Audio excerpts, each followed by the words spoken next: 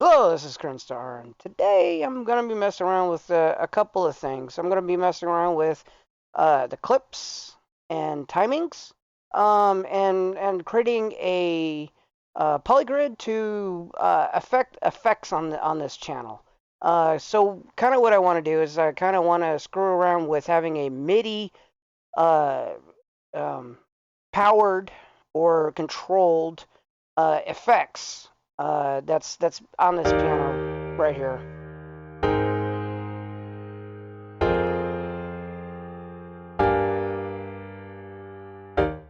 Nice and good. I kind of want to shorten this up though. Give me a second. I stole this out of Scalar. I just went and grabbed some lo-fi setting keys. So there's a setting in here. I kind of have it 4 beats. I kind of want it in 2 just for this. I kind of want short. So drag.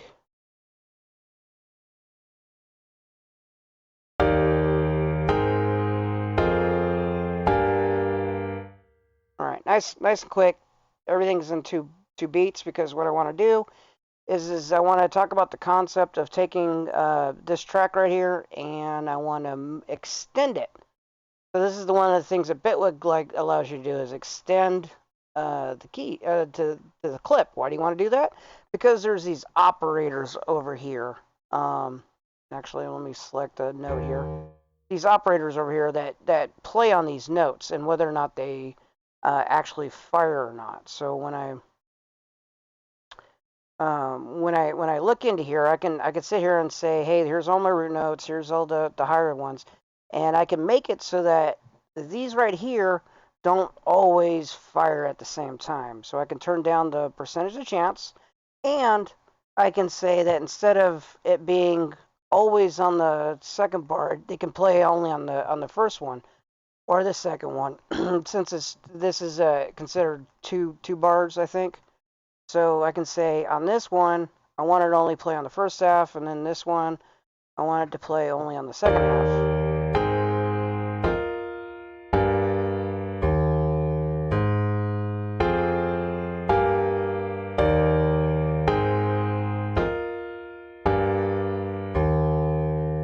So let me grab this one. I want to say it.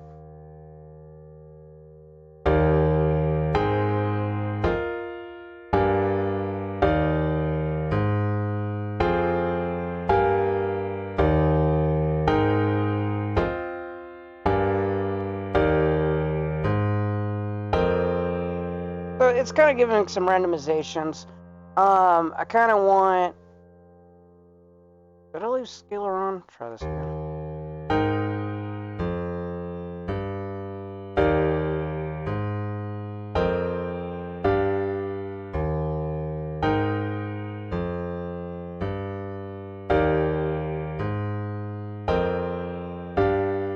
So there's some variations in there. What I can also do is add in some randomizations in the way that the velocity rings out in these.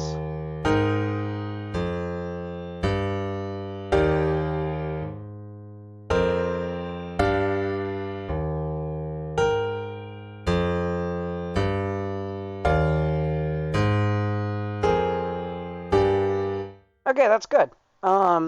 It kind of gives it some makes it so it's not so repetitive to me.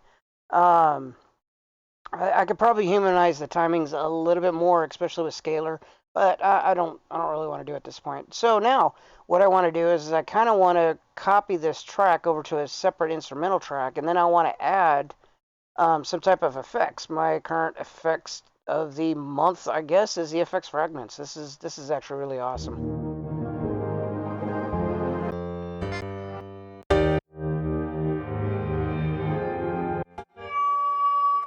Really love this setting.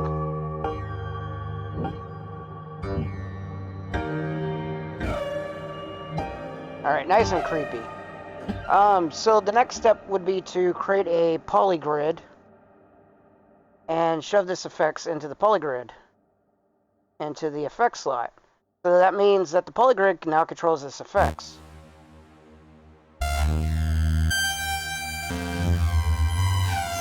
just gets better and better. Oh my god. Okay, so what we want to do is we want to control the off and on this, and I figured, and I found out that the only real good way of doing that is to shove it into poly effects,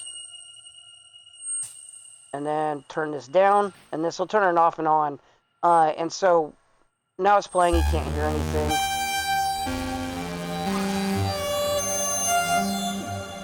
But you shouldn't have been able to hear anything. This, and do,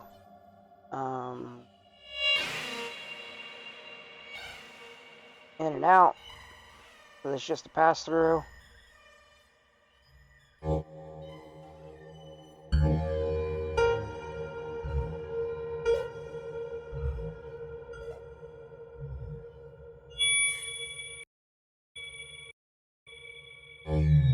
Okay, so now this is not going. It's not turning it off. So now I need to turn it off, and the way I'm gonna turn it off is to have a gated in from another MIDI source. So there's a couple ways I can do that. Dogs, what are you gonna do with them? Anyways, there's a couple ways of doing that. I'm going to put in probably an ADSR. No, there should be a MIDI in.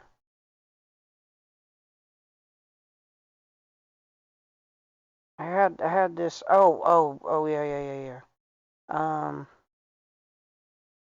Okay, so this should be coming in through sound, but not through MIDI. So I can add a note receiver and say I want the MIDI source to be coming from Insta 3, which is our secondary track, and I want it to come into here and influence this guy right here. And the way to influence him is I want the incoming gate in data coming from this, and then there. So every time it comes in, it should shut this off.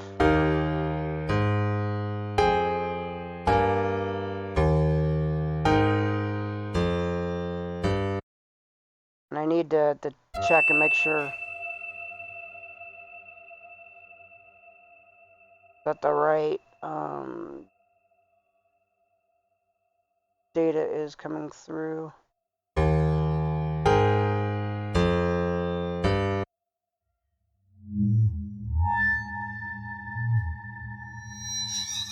Really like that. Give me a sec. Okay, I put in a filter to make sure that the MIDI coming through this it's not actually going through, but just the sound. We want the sound so that this gate it turns it off, and then it turns back on when the notes are not playing. So this receiver is the only MIDI that's coming through. So here I got a whole lot of notes, and I kind of want to all of them have a percentage, a really low percentage. And then I kind of want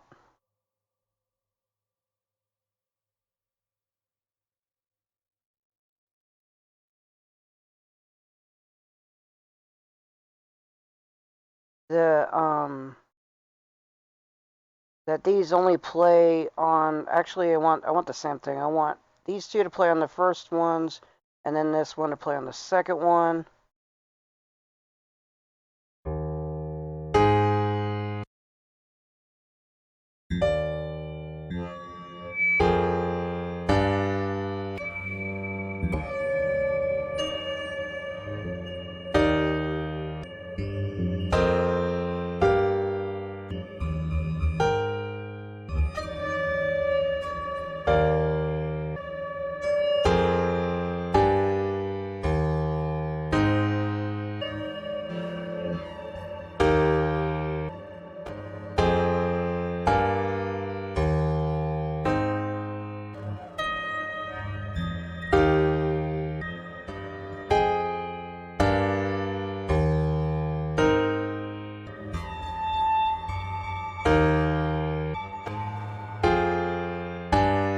Okay, and it's working actually as intended.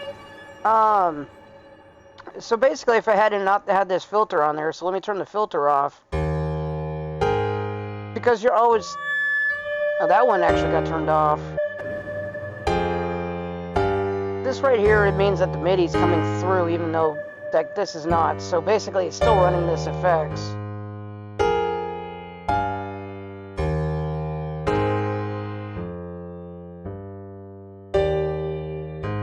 So it's always keeping it off. But as soon as I turn on the filter, now the filter is constantly running because there's no MIDI coming through to turn it off.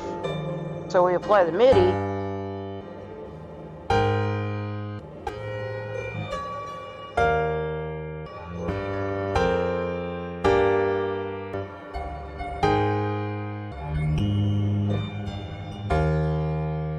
And we have a really good randomized way of turning off and on the effects on this channel, controlled by this MIDI. So if I want it on, sometimes I can have the notes remain on. If they want it off, I can have the notes turn off.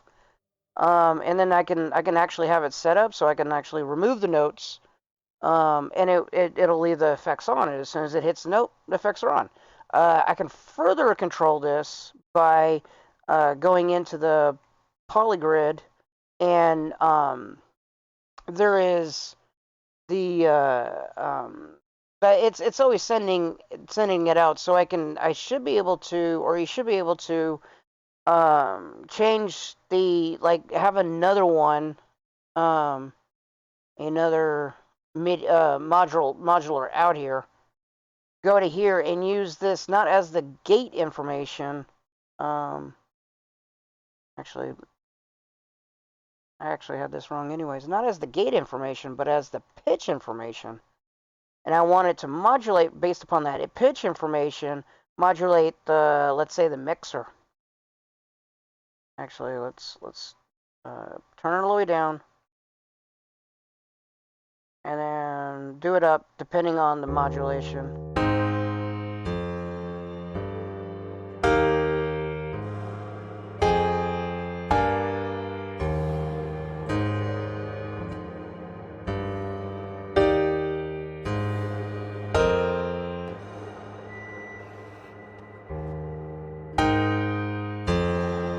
Interesting. So the pitch doesn't send out. I would have believed it did. This is what I get for not trying this stuff before I go.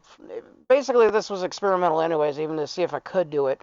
But I believed in the display here, we bring up the value readout. This pitch information should be. Oh, it's not sending enough.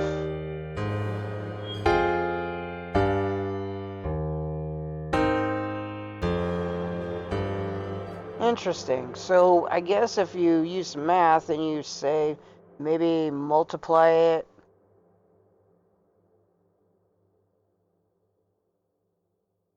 by a constant, let's say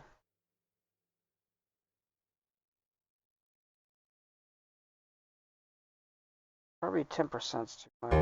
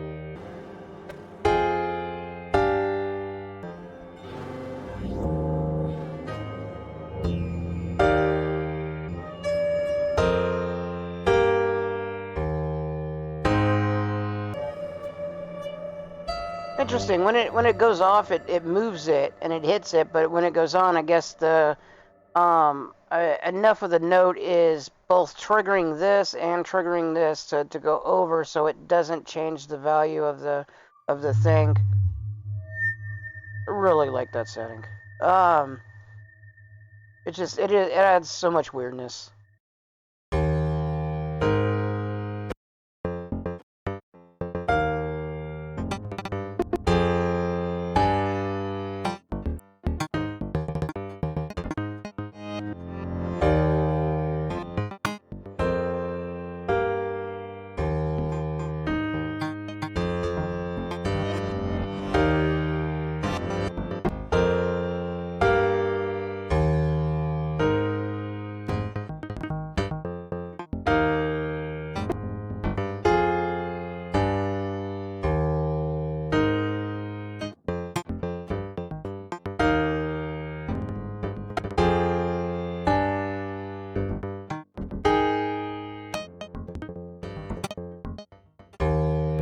Also equally good setting. So I'm actually literally adding in glitch, randomly, to this chain, based upon the other MIDI chords right here. So just once again, I have this 30%, and then I have these notes sometimes playing in the first half and sometimes in the second half of the 4-bar loop. The settings right here. So if I wanted to keep it on all the time, I can actually remove all of these. And let's just do this first. And I did it to the wrong track.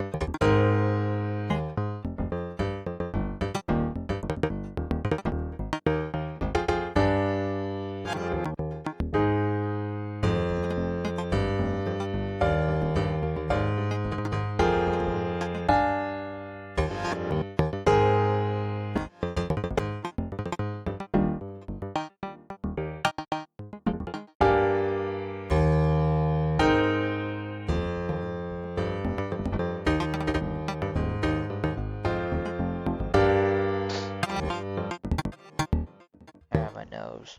Any rate, pretty cool, pretty cool. I'm gonna end it off here. If you enjoyed it, please leave a like and comment or something. If it's just plain crazy, love it. This was a crazy one, anyways. I was watching XMB's stuff on the operators here and how they work, and I was thinking of how I can abuse them. And I also had I was thinking of how I would use properly the turning off and on, or using the MIDI here as a sequencer for my MIDI effects. And I already knew how to do that, but how to present it in a way that's kind of interesting. Maybe I missed it, maybe not, but either way, fun to play around with. Needless to say, and I created some very interesting stuff. I could probably bounce this and use this in another track or something, but yeah,